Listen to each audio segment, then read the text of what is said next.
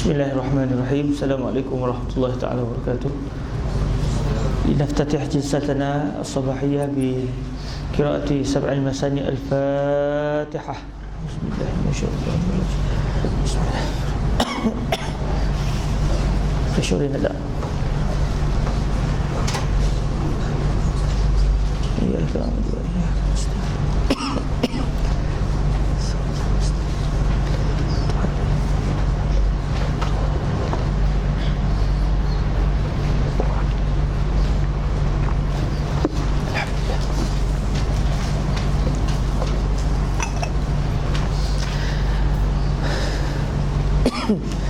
A'udzubillahi minasyaitonirrajim. Bismillahirrahmanirrahim. Assalamualaikum warahmatullahi taala wabarakatuh. Alhamdulillah wassalatu wassalamu ala sayyidina wa habibina Muhammadir Rasulillah wa ala alihi wa itratihi wa ashabihi wa man walah. Amma ba'd. Bi isnadina al-muttasil ila sayyidina Syekh Muhammad Idris ibn Abdul Rauf Al-Marbawi rahimahullahu subhanahu wa ta'ala wa nafa'ana Allah bi ulumihi wa ulumi masyayikhihi wa talamizatihi wa qurra'i bahril mazi wa sa'iri musannafatihi wa syurrahiha Allahumma amin. Fil hadis 31 min bahril mazi fi babi ma jaa fi mashil udhunain zahirihima wa batinihima. Hadis ke-31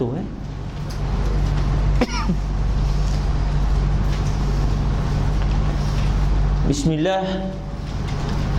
An Ibn Abbas radhiyallahu anhuma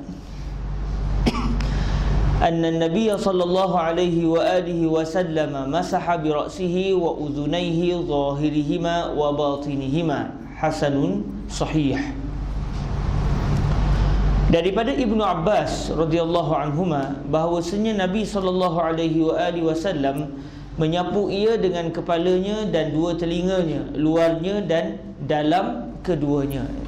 Saya telah bincang semalam, ini dalam keluar, dalam telinga keluar telinga ni, bahagian dalam ke bahagian luar?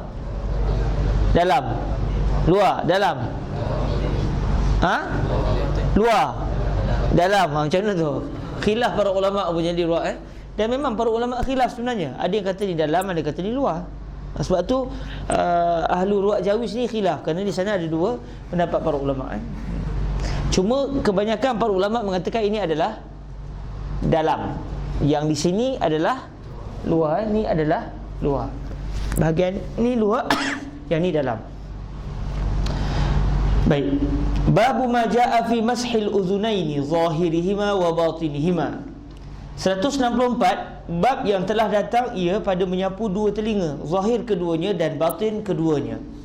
Ketahuilah kiranya ya saudaraku, pada menyapu dua telinga telah didatangkan oleh Tirmizi akan hadisnya. Demikian bunyinya. An Ibn Abbas radhiyallahu anhuma anna Nabiy sallallahu alaihi wa alihi wasallam masaha bi ra'sihi wa udhunayhi zahirihima wa batinihima. Diriwayatkan daripada Abdullah ibn Abbas radhiyallahu anhuma bahawasanya Nabi sallallahu alaihi wasallam menyapu ia dengan kepalanya dan dua telinganya, di dalam keduanya dan di luar keduanya.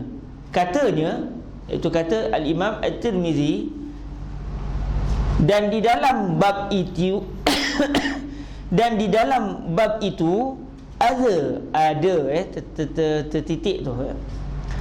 Dan di dalam bab itu ada riwayat daripada Ar-Rubayya radhiyallahu anha.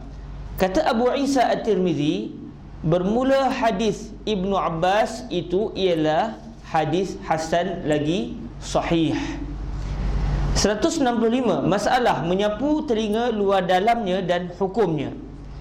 Kata Abu Isa At-Tirmizi, dan bermula amal atas hadis yang di dalam masalah 164 itu berlaku di sisi kebanyakan ahlul ilm, memikir mereka itu akan menyapu dua telinga, luarnya dan dalamnya. Kata Imam Syafi'i di dalam Al-Um, dan aku suka menyapu seseorang akan luar dua telinganya dan di dalam keduanya dengan air yang lain daripada air sapu kepala, dan memegang seseorang itu dengan dua jarinya yang berair itu bagi dua telinganya, maka dimasukkannya ke dalam yang zahir daripada lubangnya yang lapang.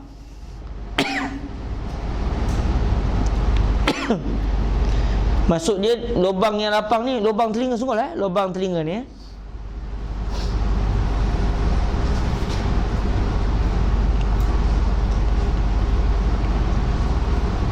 Okey, maka dimasukkannya ke dalam yang zahir daripada lubangnya yang lapang sampai ke cuping telinganya itu. Ni cuping. Cuba para hadirin rahmati Allah, kalau kita lihat dalam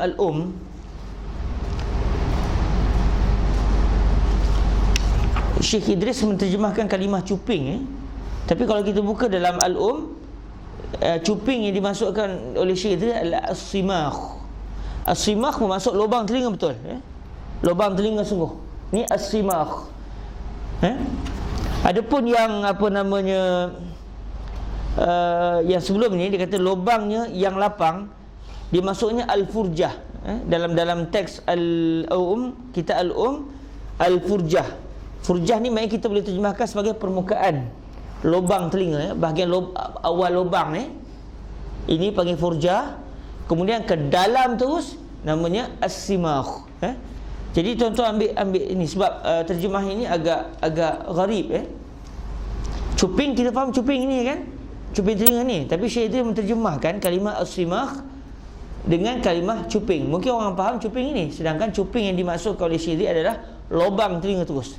Manakala daripada lubangnya yang lapang bermaksud pada permukaan lubang ni, pada awal ni. Kita baca dari awal. Kata Imam Syafi'i di dalam dan aku suka menyapu seseorang akan luar dua telinganya dan di dalam keduanya dengan air yang lain daripada air sapu kepala, dan memegang seseorang itu dengan dua jarinya yang berair itu bagi dua telinganya. Maka dimasukkannya ke dalam yang zahir daripada lubangnya yang lapang, maksudnya permukaan lubang sampai ke cuping, itu sampai ke dalam lubang telinga yang dalam sampai ke cuping telinganya itu. Dan jikalau meninggal seseorang akan sapu dua telinganya, nescaya tiada diulang. Maksudnya tak perlu mengulang wuduk dia sah. Kerana bahawasanya keduanya, jikalau keduanya daripada muka, nescaya membasuh ia akan keduanya sertanya.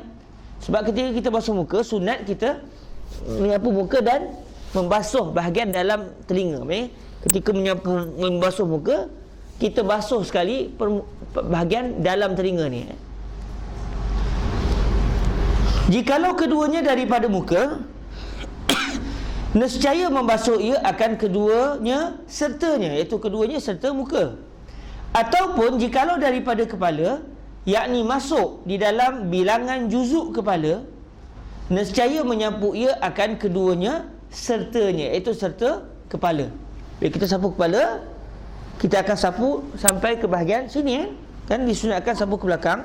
Bila sapu ke belakang, kita akan sapu bahagian zahir telinga ni. Atau terbilang ia daripada salah satu daripada keduanya, nescaya memadai ia daripadanya.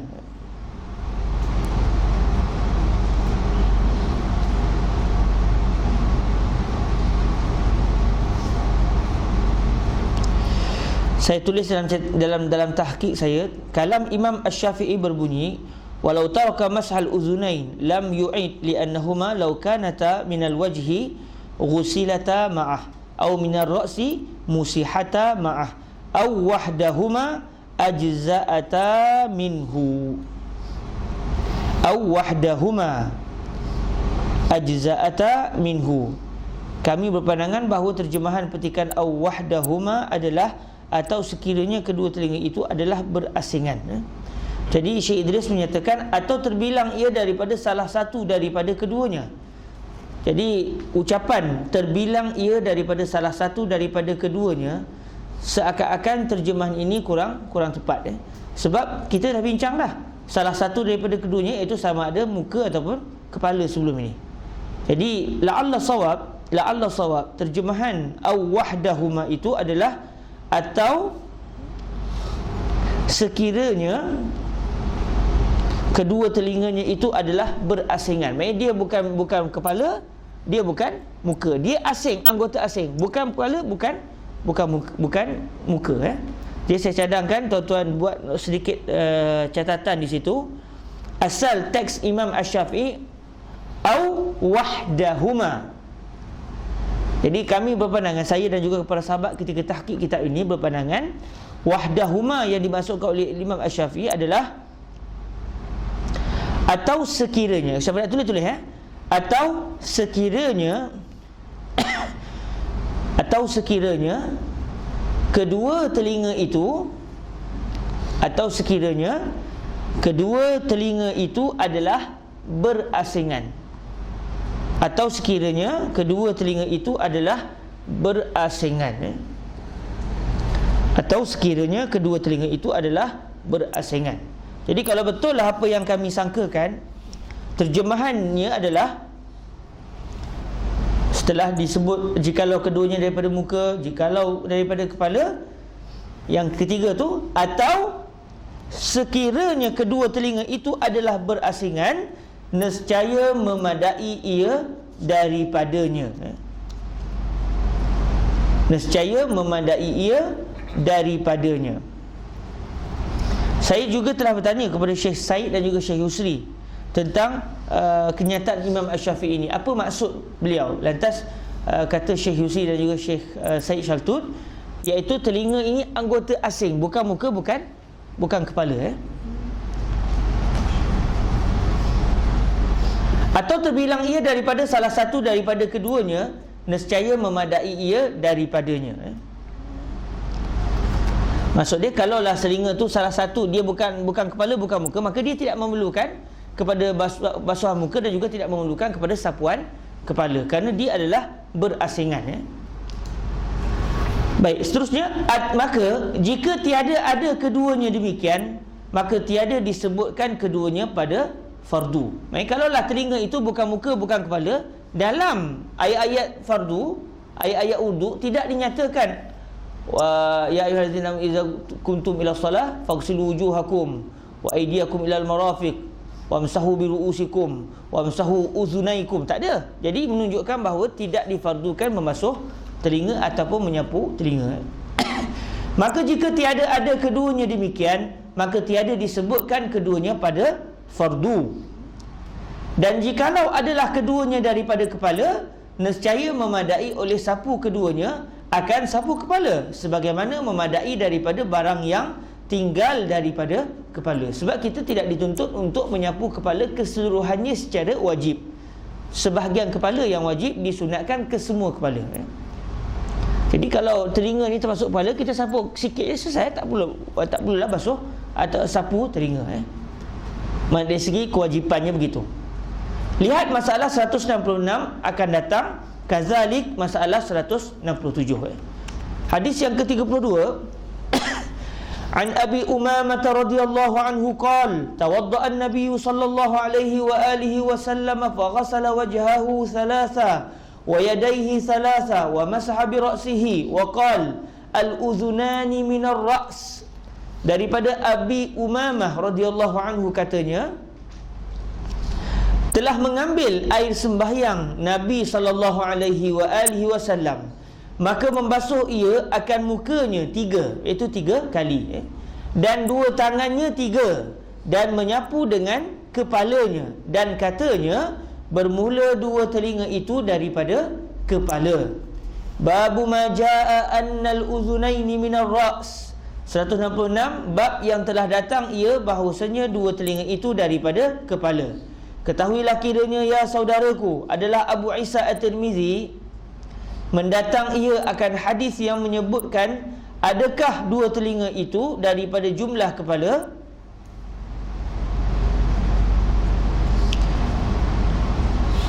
Moga-moga bukan adakah, adalah. Moga-mogalah, wallahu a'lam. Jadi sebab kalau tengok ayat ni macam agak asing sikit. Ketahuilah kiranya ya saudaraku, adalah Abu Isa At-Tirmizi mendatang ia akan hadis yang menyebutkan adakah dua telinga itu daripada jumlah kepala. Sedangkan kalau kita lihat yang lebih tepatnya adalah Abu Isa At-Tirmizi mendatang ia akan hadis yang menyebutkan adalah dua telinga itu daripada jumlah kepala. Katanya, an Abi Umamah radhiyallahu anhu qala tawadda'a an-nabiy sallallahu alaihi wa alihi wasallam faghasala wajhahu thalatha wa yadayhi thalatha wa masaha bi ra'sihi wa qala al-udhunani min ar-ra's. Diriwayatkan daripada Abi Umamah radhiyallahu anhu, katanya mengambil air sembahyang Nabi sallallahu alaihi wa alihi wasallam, maka membasuh ia akan mukanya 3 kali dan 2 tangannya 3 dan menyapu kepalanya, dan katanya bermula dua telinganya itu daripada kepala. Kata Abu Isa, telah berkata Qutaibah, telah berkata Hammad, tiada aku tahu akan ini perkataan al-udhunani minar ra'si itu, adakah ia daripada sabda Nabi sallallahu alaihi wasallam atau daripada perkataan Abi Umamah. Dan pada bab ini ada riwayat dari Anas, dan bermula ini hadis tiadalah isnadnya itu begitu kuat. 167 masalah, telinga kedua-duanya daripada kepalakah? Telah berkata Abu Isa At-Tirmizi, dan bermula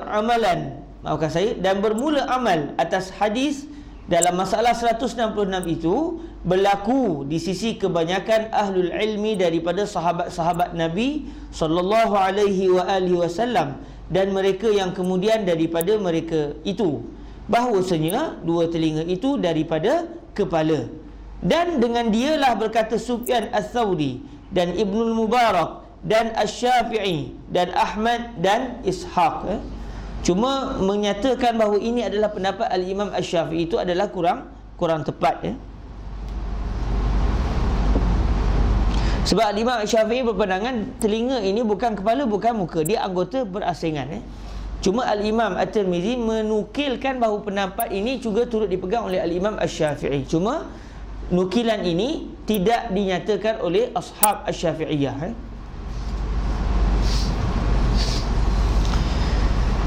Jadi kata Syekh Yusri bin Rushdi, yang lebih berautoriti untuk dipegang ucapan mereka dari sudut menakalkan pendapat Al-Imam Asy-Syafi'i adalah ashab Asy-Syafi'i, bukannya Al-Imam At-Tirmizi. Dan telah berkata setengah daripada ahlul ilmi, barang yang sebelah hadapan daripada barang yang sebelah hadapan daripada telinga itu, maka ialah daripada muka, dan barang yang sebelah belakangnya, maka ialah daripada kepala. Ini muka, belakang ni kepala. Ada ulama kata begitu. Dan berkata telah berkata Ishaq,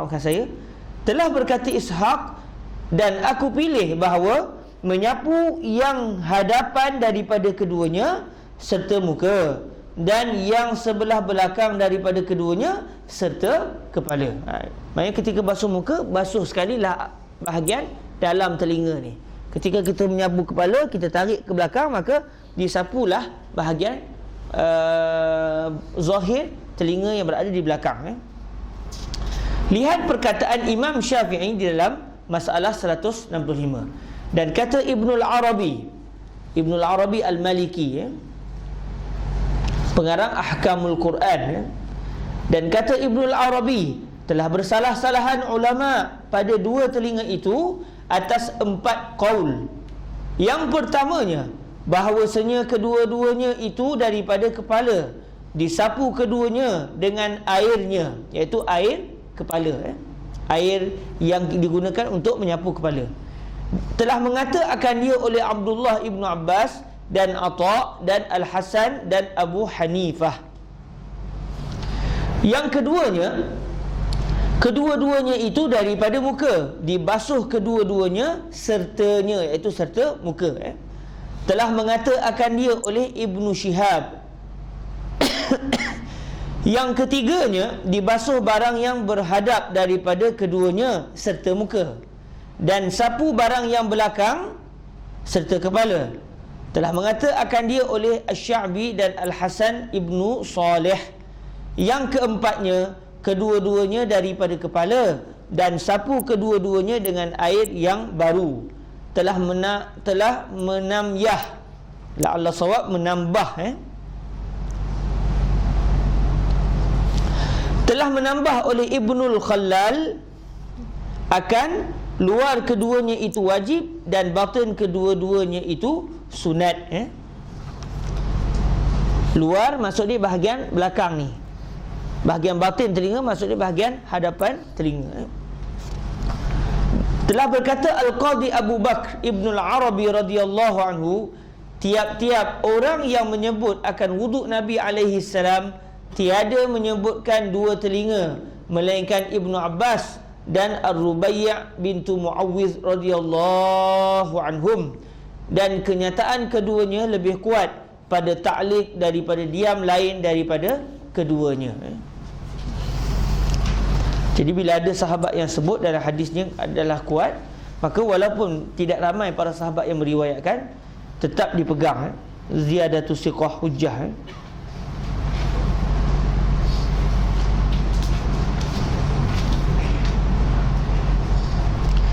Para sahabat lain selain pada dua orang sahabat ni, mereka hanya menyatakan wuduk Nabi tanpa menyebut tentang menyapu telinga. Namun Sayyidina Abdullah bin Abbas dan Sayyidatuna Ar-Rubai' bintu Muawwiz menyatakan tentang sapuan baginda Nabi terhadap telinga baginda yang mulia.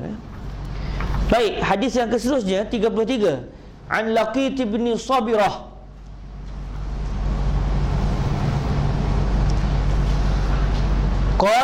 qala an-nabiy sallallahu alaihi wa alihi wasallam, idza tawadda'ta fa khallil asabi'.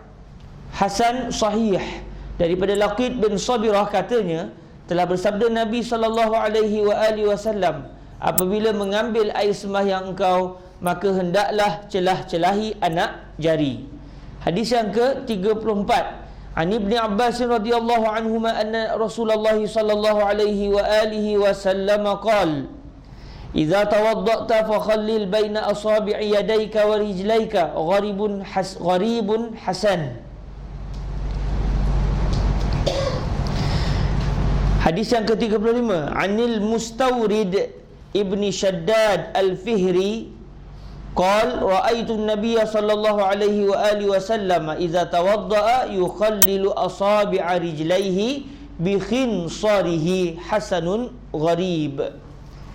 Daripada Al-Mustawrid Ibni Shaddad Al-Fihri katanya, telah aku lihat akan Nabi sallallahu alaihi wa alihi wasallam apabila mengambil wuduk ia, mencelah-celahi ia akan jari dua kakinya dengan kelingkingnya. Babun fi takhlilil asabi'. 168, bab pada menyatakan mencelah-celahi jari-jari. Ketahuilah kiranya ya saudaraku, bermula mencelah-celahi jari pada waktu mengambil air sembahyang itu, yakni menyampaikan air di celah-celahnya dengan gosok sama ada jari tangan atau kaki. Istimewa pula jari kaki itu selalu ada orang yang berapat-rapatan, maka pada masalah ini pun telah didatangkan oleh Tirmizi hadisnya.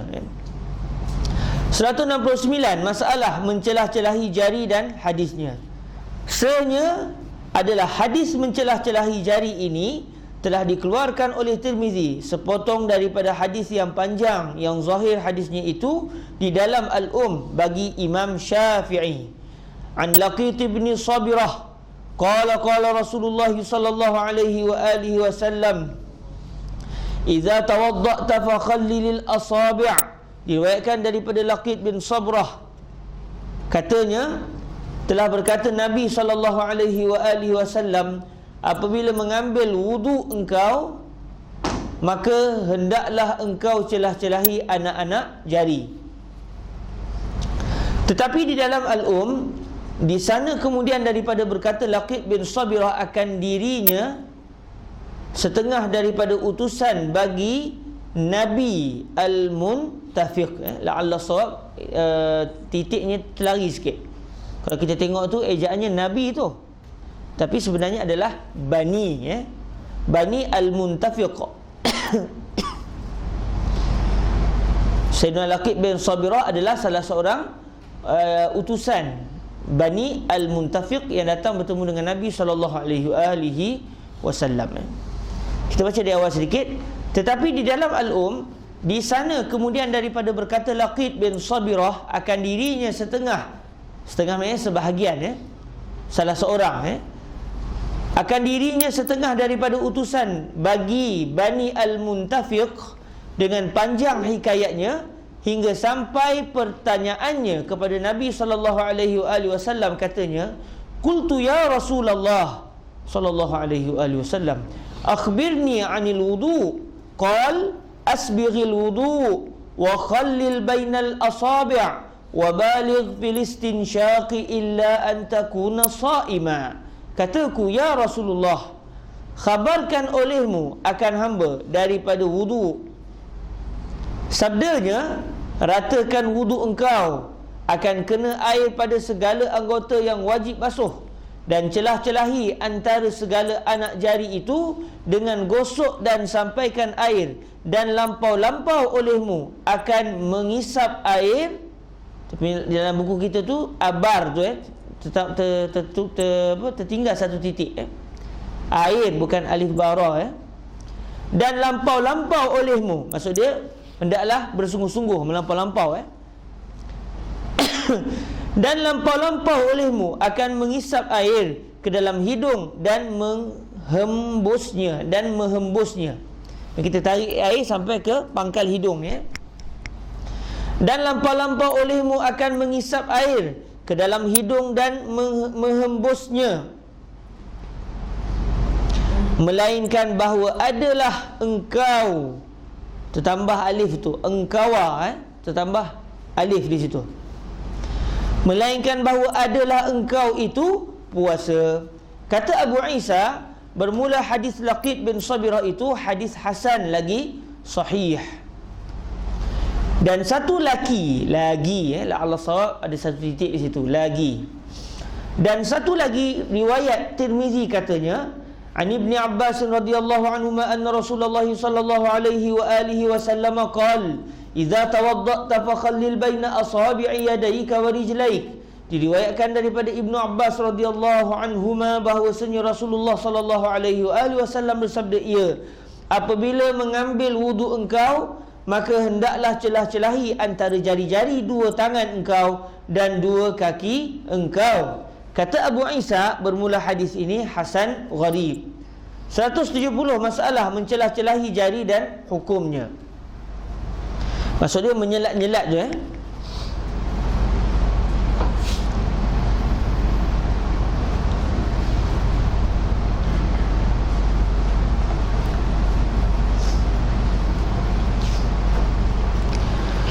Kata Abu Isa At-Tirmizi, dan bermula amal atas hadis yang di dalam masalah 169 itu berlaku di sisi kebanyakan ahlul ilmi, iaitu bahawasanya seseorang itu maulah mencelah-celahi segala jari dua kakinya pada mengambil air sembahyang.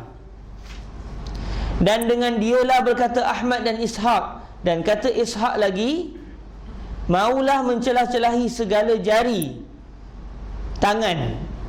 La'alla sawab, ada kalimah yang tertinggal di situ, segala jari dua tangan. Sebab kalau kita tengok dalam teks, ada disebut waqala Ishaq yukhallilu asabi'a yadaihi wa rijlaihi fil wudu. Jadi moga-moga terjemah yang lebih tepat dengan mendatangkan tambahan kalimah dua.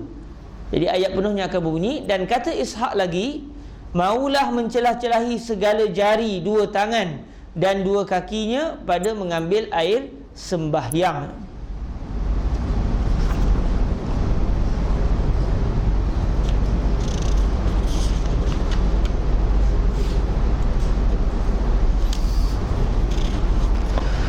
Cuma para hadirin rahmati Allah Subhanahu Wa Taala, kalau kita lihat dalam teks awal tadi, dan bermula amal atas hadis yang di dalam masalah 169 itu berlaku di sisi kebanyakan ahlul ilmi. Disebut kebanyakan. Cuma kalau kita buka dalam Sunan At-Tirmizi, tak ada kalimah kebanyakan tu. Imam At-Tirmizi menyatakan wal amalu ala hadza inda ahlil ilmi. Inda ahlil ilm. Jadi seakan-akan kalimah kebanyakan itu tambahan daripada Syekh Idris Al-Marwawi, dan seakan-akan tambahan itu elok ditiadakan demi untuk memeserakan antara terjemahan dan teks. Kerana para ulama mengatakan sunat dan ada yang kata wajib. Maksudnya semuanya mengatakan takhlil itu adalah dituntut. Takhlil bainal asabi' itu dituntut. Kesemua para ulama berkata demikian. Cuma mereka berbeza dari sudut wajib atau tidak wajib saja. Jadi seakan-akan kalimah kebanyakan itu tidak tepat. Wallahu a'lam. Dan bermula amal atas hadis yang di dalam masalah 169 itu berlaku di sisi ahlul ilmi. La Allah sawabnya begitu. Iaitu bahawasanya seseorang itu maulah mencelah-celahi segala jari dua kakinya pada mengambil air sembahyang. Dan dengan dialah berkata Ahmad dan Ishaq. Dan kata Ishaq lagi, maulah mencelah-celahi segala jari dua tangan dan dua kakinya pada mengambil air sembahyang. Kata Syafi'i di dalam Al-Um, maka jika adalah pada segala jari itu sesuatu yang dijadikan dia mukallaf, maafkan saya, melekap, bukan mukallaf tu. Bila pula jari jadi mukallaf? Yang mukallaf tu sahib jari, sahibul asabi'. Ni sebab tak tidur malam ni. Maka jika adalah pada segala jari itu sesuatu yang dijadikan dia melekap, yang masuk air ke dalamnya apabila didirus air ke atas anggota-anggotanya, yang ada sesuatu yang melekap itu hingga sampai airnya kepada barang yang zahir daripada kulitnya, nescaya tiadalah memadai dengan tiada disampaikan air padanya. Jadi kalau jari itu melekat, tapi melekat bukan tak boleh nak beza, dia memang dia sentiasa rapat, jari itu agak rapat. Tapi kalau kita buka boleh, bukannya dia melekat dalam keadaan kalau nak buka kena operation, bukan begitu. Memang kalau jari ni melekat, selalunya melekat, jari kaki lah khususnya. Kalau agak-agak air tak sampai secelah ni, kita hendaklah wajib mencelahi. Ketika itu jadi wajib, kerana menyampaikan air kepada seluruh anggota wuduk itu adalah wajib. Tapi kalau dia melekat, tapi kalau kita jiruh insya-Allah sampai, maka ketika itu tak perlulah diselat-selat secara wajib. Namun disunatkan juga untuk kita menyelat-nyelatkan jari tangan dan juga kaki sewaktu berwuduk.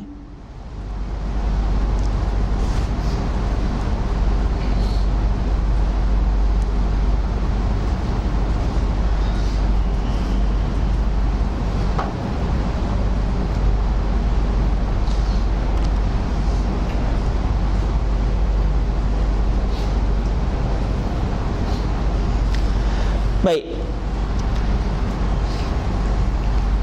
Kata Syafi'i di dalam Al-Um, maka jika adalah pada segala jari itu sesuatu yang dijadikan dia melekap, yang masuk air ke dalamnya apabila didirus air ke atas anggota-anggotanya, tiada sesuatu apabila didirus air ke atas anggota-anggotanya yang ada suatu yang melekap itu hingga sampai airnya kepada barang yang zahir daripada kulitnya, nescaya tiadalah memadai dengan tiada disampaikan air padanya. Maknanya kalaulah dengan melekap itu air tak sampai, wajiblah dia gosok. Sekiranya sampai maka tidak wajib. Intaha. Kerana sahih hadis suruh mencelah-celahi jari yang melekap sama setengahnya, seperti di dalam masalah 169 itu. Kata Syafi'i, dan tiada wajib atas seseorang itu mengoyakkan barang yang jadi bersedaging daripada segala anggota. Tiada wajib atas seseorang itu mengoyakkan barang yang jadi bersedaging. Maksudnya dia bercantum tu bukan bercantum rapat, bercantum memang daging tu bercantum tu. Dua jari katakan dia dilahirkan jari melekat begini, melekat dalam keadaan tak boleh dipisahkan, melainkan kena ambil pisau toreh begitu ataupun kena operation. Maka ketika itu tidaklah wajib untuk dia mengoyakkan di antara dua jarinya. Tapi kalau dia nak koyakkan juga, okey, tak ada masalah. Kalau untuk dari segi perubatan, tapi dari segi hukum tidaklah wajib. maka ketika itu tidaklah wajib untuk disampaikan air di antara dua celah jari yang telah melekat tersebut. Tapi kalau sekadar rapat dan boleh dibuka, wajib air sampai ke celah-celah dua jari tersebut. 181 masalah mencelah-celahi jari kaki dengan kelengkeng dan hadisnya. Kata Abu Isa At-Tirmizi, Anil Mustawrid ibn Shaddad al-Fihri, qala ra'aitu an-nabiy sallallahu alaihi wa alihi wa sallam idza tawadda yukhallilu asabi'a rijlaihi bi khinsarihi. Diriwayatkan daripada Al-Mustawrid bin Shaddad Al-Fihri, katanya, telah aku lihat akan Nabi SAW apabila mengambil air sembahyang ia, mencelah-celahi ia akan segala jari kakinya dengan kelengkengnya. Kata Syafi'i, kemudian daripada ia menerangkan maksud wa arjulakum ilal ka'bain, dan maulah mencelah-celahi segala jari, dan maulah mencelah-celahi segala jari dua kaki hingga datang air atas barang yang antara jari-jarinya. Maksud dia, tidaklah pastikan air sampai kepada seluruh anggota zahir bagi wuduk, termasuklah celah-celah jari kaki. Begitu juga jari tangan, cuma jari kaki ni selalunya lebih rapat. Dan tiada memadai meninggalkan mencelah-celahi segala jari kaki itu, melainkan kemudian daripada yakin akan air sungguhnya datang ia atas sekalian barang yang antara jari-jari. Kalau dia jirus saja, dia tak gosok, dan dia yakin memang sampai. Contoh dia berenang, dia dah kodek-kodek kaki dah, ketika itu tidaklah wajib untuk dia mencelah-celahi, sebab asal mencelah-celahi itu adalah sunat. Dia jadi wajib sekiranya kita tak yakin air sampai ke celah dua jari. Kata Ibnul Arabi, bermula hukum hadis bab ini pada 4. Bermula hukum hadis bab ini pada 4. Pertamanya, ya situ, moga-moga bukan sa tu, amzah tu, ya itu.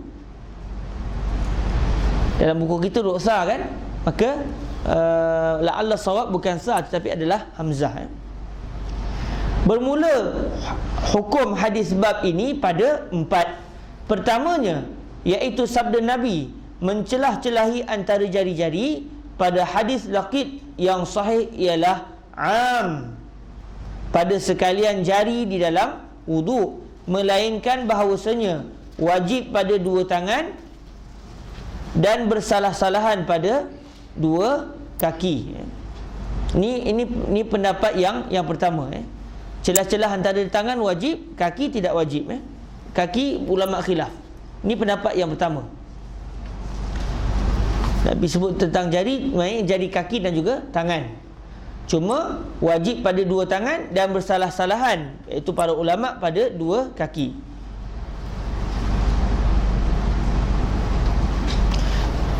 Maka kata maka kata Ahmad dan Ishaq, mencelah-celahi ia akan segala jari kakinya ketika wudu. Ini pendapat yang pertama dari segi hukum mencelah-celahi jari kaki. Maka kata Ahmad dan Ishaq, mencelah-celahi ia akan segala jari kakinya ketika wudu. Cuma tuan-tuan, kalimah ketika wudu tu tak ada dalam nusrah tuan-tuan. Cuma saya merasakan kalimah ketika wudu itu perlu ada. Sebab kalau kita lihat dalam teks Al-Qadi Ibn Al-Arabi dalam kitab Aridah Al-Ahwazi, beliau menyatakan, faqala Ahmad wa Ishaq yukhallilu asabi'a rijlaihi fil wudu. Jadi ada kalimah fil wudu di situ. Cuma Syekh Al-Marbawi tidak menterjemahkan kalimah fil wudu. Sama ada mungkin nuskhah beliau tidak ada kalimah fil wudu, atau tanpa sengaja telah tertinggal terjemahan tersebut. Jadi saya cadangkan kita buat tambahan sedikit. Selepas kalimah akan segala jari kakinya, kita tambah ketika wudu. Ketika wudu.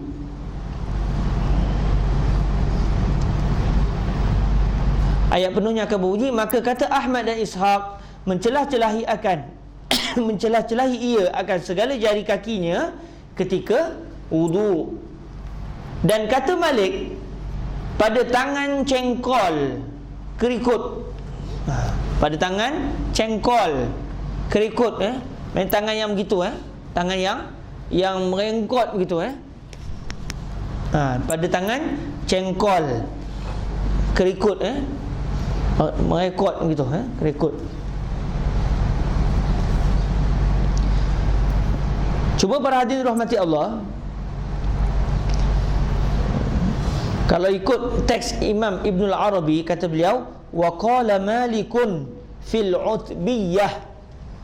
Fil utbiyah. Jadi kalimah al-utbiyah itu diterjemahkan oleh Syekh Idris Al-Nawawi dengan tangan cengkol ataupun dalam kurungan kerikut,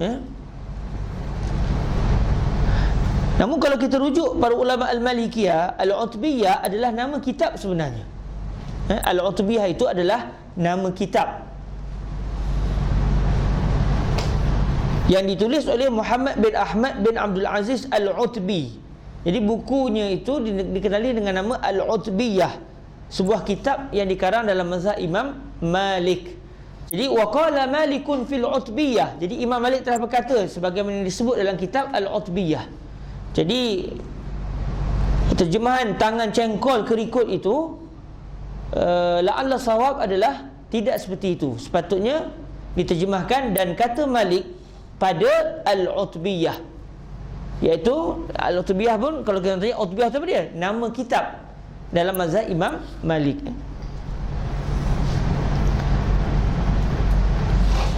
Saya telah minta seorang sahabat pergi rujuk dengan Syekh Taharayyan, Syekh Ahmad bin Ali bin Taharayyan, beliau ulama besar Maliki di Mesir, tentang kalimah Al-Utbiyah, dan beliau mengiyakan Al-Utbiyah adalah nama kitab dalam mazhab Al-Imam Malik. Maknanya tuan-tuan dirahmati Allah, kitab Bahrul Mazidi memang perlu sangat untuk ditahqiq. Saya dah tahqiq tinggal sikit ni tak baca lagi. Habis ni saya pun dah tak tahu dah untuk dapat perkara-perkara tadi, melainkan kita pakat-pakat tahqiq sama-sama. Habis pada bab ini kita baca, mana sempat kita merojah. Sebab nak menghasilkan ini mengambil masa hampir setahun lebih. Sebab kita kena buka kitab Arabnya, cek satu-satu.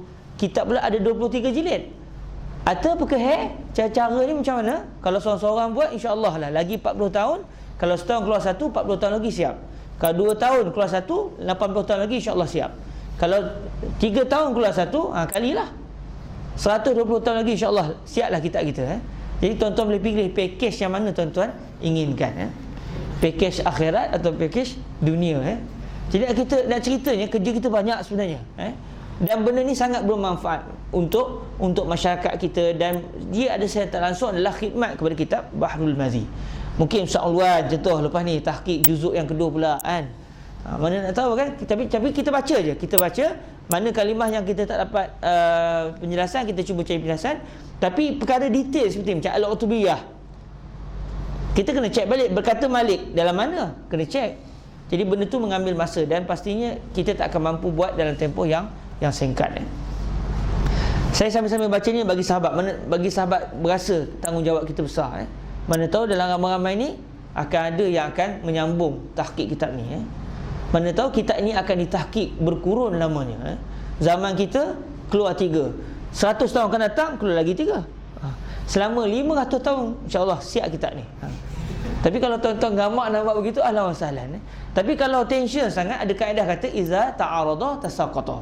Tension sangat kan, banyak sangat, kita tinggalkan terus. Biarlah kita ini tidak ada tahqiq sampai ke hari kiamat. Okey juga begitu. Okey, dan kata Malik pada Al-Utbiyah, itu cadangan saya. Dan kata Malik pada Al-Utbiyah, iaitu pada kitab yang namanya Al-Utbiyah tu, tiada lazim menyampaikannya. Tidak lazim dan tidak wajib untuk menyampaikan air ke celah-celah jari kaki. Kerana bahawasanya ialah melekap yang payah menyampaikan air kepadanya. Dan barang yang diriwayatkan daripada Nabi SAW bahawasanya adalah ia mencelah-celahi jari-jari kakinya, ialah ditanggungkan atas sunat. Jadi mazhab Imam Malik berpendapat mencelah-celahi jari kaki tidak wajib. Hatta kalau air tak sampai sekalipun tetap tidak wajib. Jadi mazhab Syafi'i beza. Kalau air sampai sunat, kita celah-celahi jari. Tapi kalau air tak sampai, wajib dicelah-celahi jari yang melekat, tetapi bukan bercantum secara daging begitu. Dan hanya saja yang wajib demikian itu di sisi kami Maliki pada mandi junub. Kalau mandi junub kena takhlil asabi'ir ar-rijlain. Yang keduanya, apabila adalah segala jari dua tangan atau kaki berhimpit-himpitan, gugurlah, la ala sawab, gugurlah. Ada satu lagi ga titik pada huruf kaf tu. Dia jadi dua ga di situ. Yang keduanya, apabila adalah segala jari dua tangan atau kaki berhimpit-himpitan, gugurlah demikian itu semuanya dan tiada lazim menceraikannya.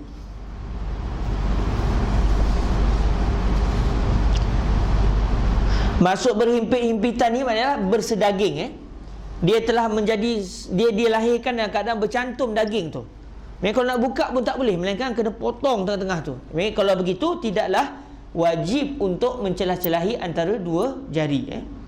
Maksud berhimpit-himpitan di sini adalah apabila jari sudah bersedaging.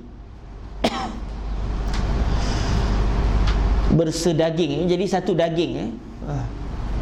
Jarang dengar kalimah tu. Bolehlah kita dalam ucapan kita hari-hari kita gunalah kalimah Syekh Idris Marbawi. Yang ketiga, apabila adalah baginya cincin, hendaklah dikisar-kisarnya. Kisar-kisarnya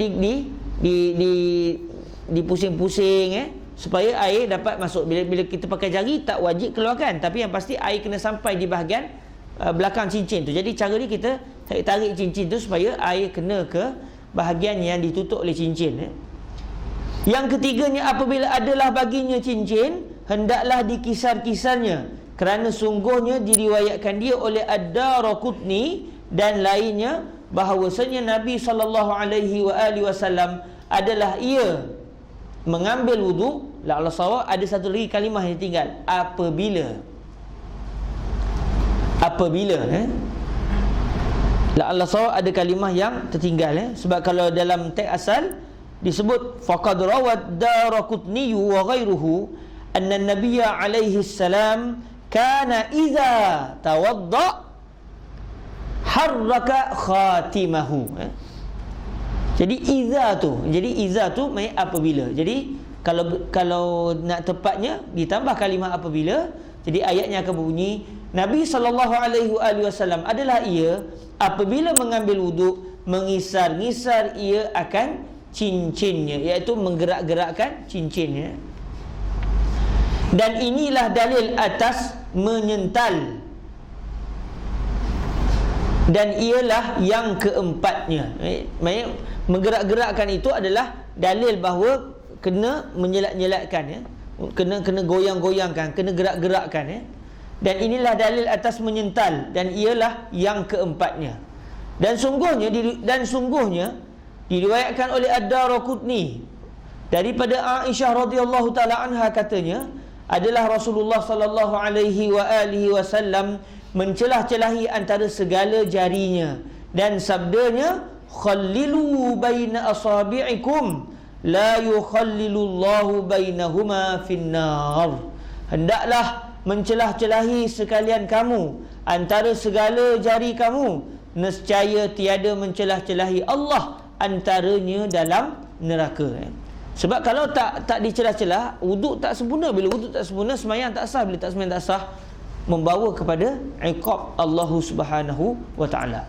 Baik, hadis yang ke-36.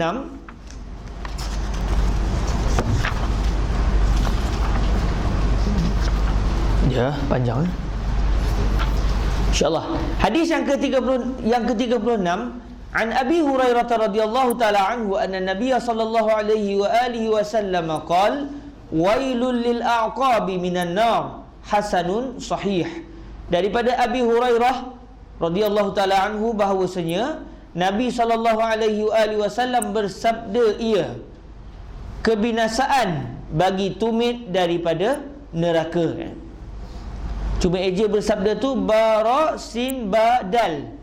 Biasanya akan ada alif selepasnya, tetapi Syekh tak datangkan alif di situ. Orang pun begitu, macam saya sebut, bahasa Jawi ni mazhabnya asal faham lah. Tulis kira boleh baca, kira khalas.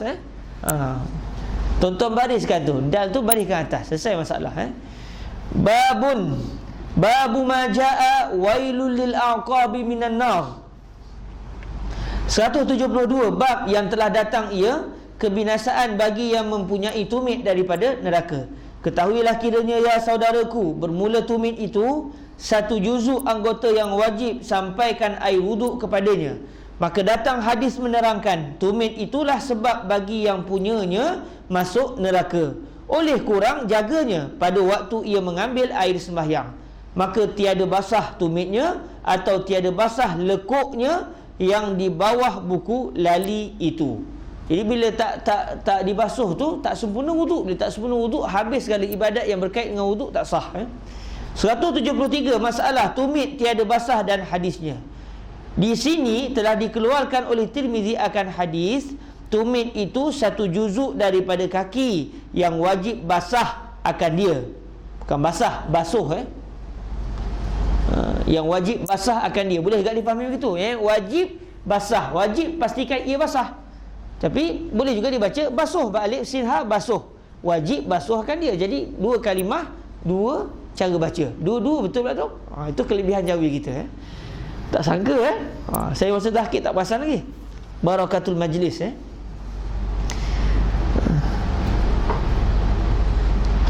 Maka mana-mana tempat daripada kaki itu tiada kena air, maka mewajibkan tiada sah air sembahyang dan berdosa atasnya. Kata Abu Isa, an Abi Hurairah radhiyallahu taala anhu anna Nabiy sallallahu alaihi wa alihi wasallam qala wailul lil aqabi minan nar. Diriwayatkan daripada Abi Hurairah, maafkan saya tak ada kalimah diriwayatkan tu, tak ada. Daripada Abi Hurairah radhiyallahu anhu bahawasanya Nabi sallallahu alaihi wa alihi wasallam bersabda, ia kebinasaan bagi yang mempunyai tumit yang tiada rata kena air sembahyang itu, iaitu daripada neraka. Kata Abu Isa, dan pada bab ini ada riwayat daripada Abdullah ibnu Amr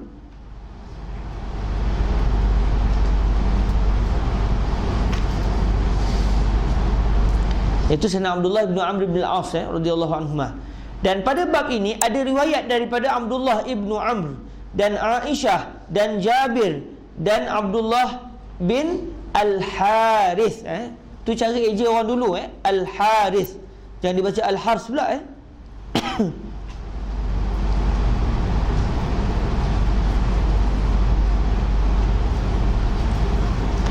Dan Mu'aykib dan Khalid bin Al-Walid dan Syurahbil bin Hasanah wa Amr ibn al-As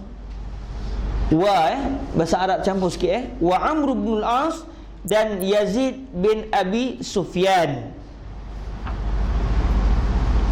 Dan katanya lagi, hadis Abi Hurairah ini ialah hadis hasan lagi sahih, dan sungguhnya diriwayatkan daripada Nabi sallallahu alaihi wasallam bahawasanya bersabda ia wailul lil aqab wailul lil aqabi wa butunil aqdami minan nar.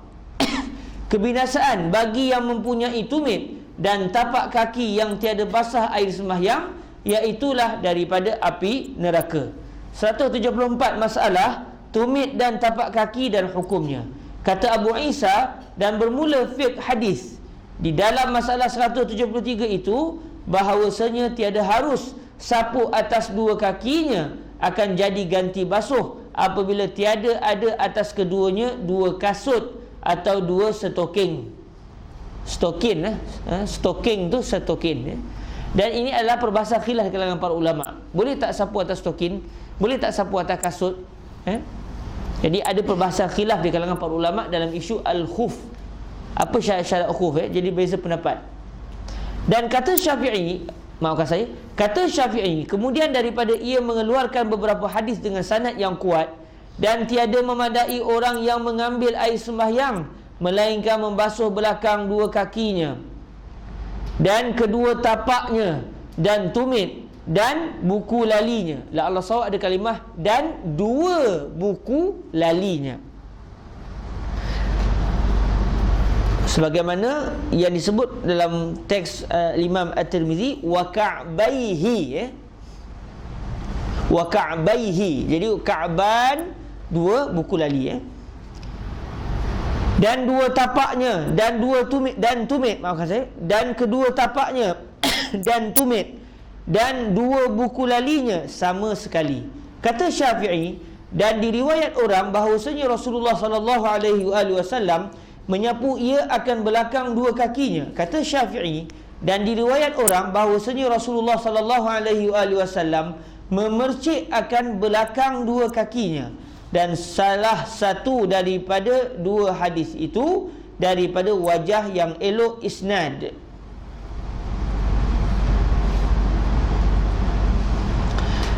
Maka jikalau orang berkata soal atasku, kalau orang tanya kita, maka jikalau orang berkata soal atasku, kerana apa tiada memadai sapu belakang dua kaki?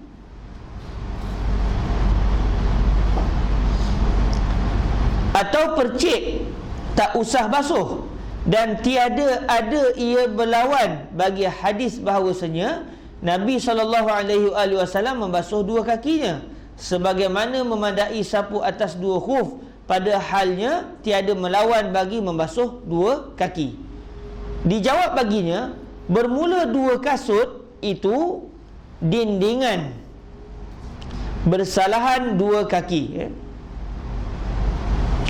Dijawab baginya, bermula dua kasut, itu dua khuf. Kasut di sini kalau ikut bahasa Arab al-khufan. Al-khufan. Jadi al-khufan ni Syekh dia terjemah kasut, sedangkan al-khuf dalam mazhab Syafi'i maknanya lebih dalam. Tapi ini terjemah secara kasar begitu. Maka tiada harus. Dijawab baginya, bermula dua kasut itu dindingan, bersalahan dua kaki.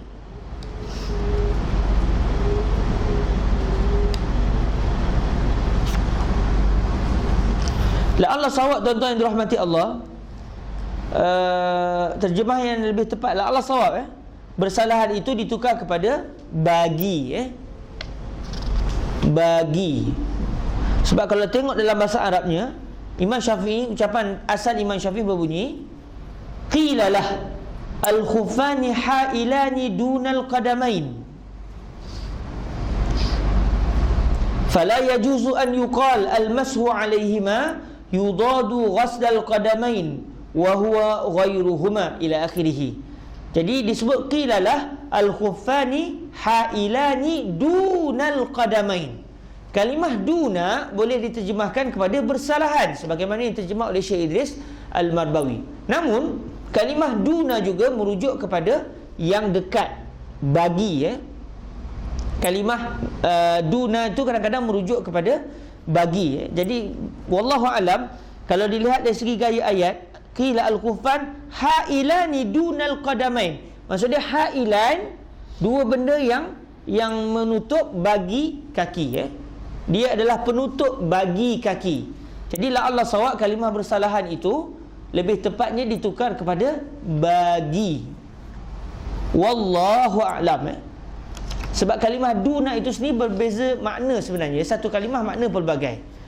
Jadi kalau tengok dari segi terjemahan yang kena dengan teks asal, wallahu alam, saya berpendapat kalimah bersalahan itu ataupun kalimah duna itu sebenarnya merujuk kepada kalimah bagi.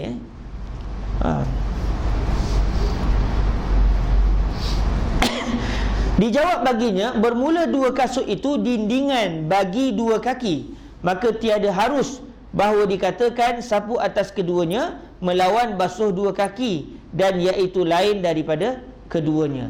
Dan orang yang berkata menyapu ila akhirih, saya rasa kita berhenti dulu setakat ni. InsyaAllah besok kita sambung balik baca masalah yang awal semula tadi, iaitu masalah 174. Sebab waktu dah 6.45, perbahasannya agak panjang. Jadi kita berhenti dulu. Besok kita akan baca balik daripada 174, masalah 174.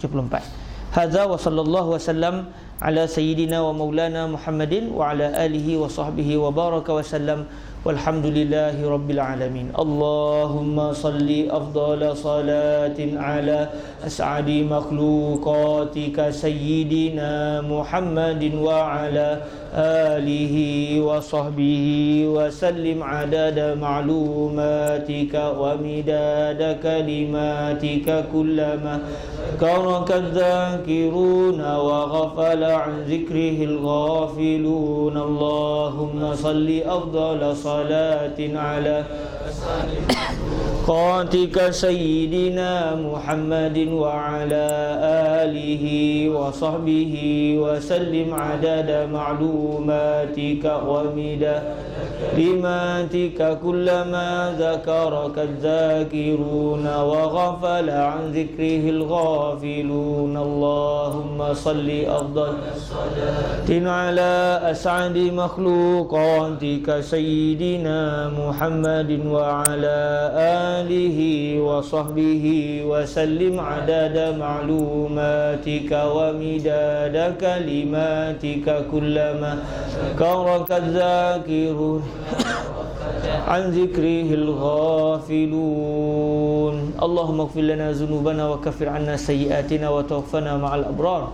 Allahumma ighfir lana dhunubana wa dhunuba abaina wa ummahatina wa ajdadina wa jaddatina wa dhunuba masyayikhina wal muslimina kullihim ya arhamar rahimin.